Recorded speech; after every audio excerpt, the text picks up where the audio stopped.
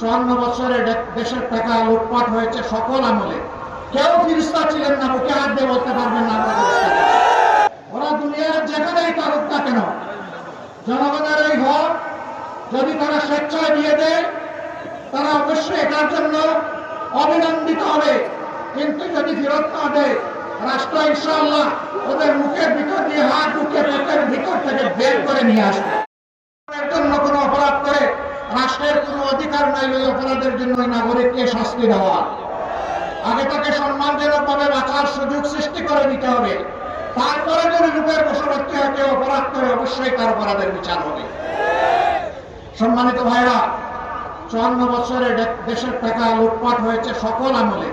কেউ ফিরিস্তা ছিলেন না, মুখে হাত দিয়ে বলতে পারবেন না আমরা ফিরিস্তা। কেউ করেছেন কম, কেউ করেছেন বেশি। শুধু ফ্যাসিবাদী 15.5 বছরে বাংলাদেশ থেকে 28.5 লক্ষ কোটি টাকা বিদেশে পাচার করা হয়েছে। এই টাকা কার? এই টাকা 18 কোটি মানুষের। এই টাকা আজকে জন্ম নেওয়া শিশুর।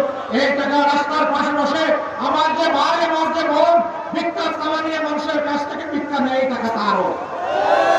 আমার যে ভাই হাড়ভাঙা পরিশ্রম করে চা বাগানে কাজ করে, অথবা রিক্সা চালায়, অথবা অন্য কোনো যানবাহন চালায়, কিংবা কোনো ম্যানুফ্যাকচারিং ইন্ডাস্ট্রিতে কাজ করে, অথবা খাতের মধ্যে কুদাল এবং লাঙ্গল চালায়, এই টাকা তার। জনগণের এই টাকা যারা চুরি করেছে, আল্লাহ তাআলা আমাদেরকে দায়িত্ব দিলে আমরা ওদেরকে শান্তিতে থাকতে দেব না।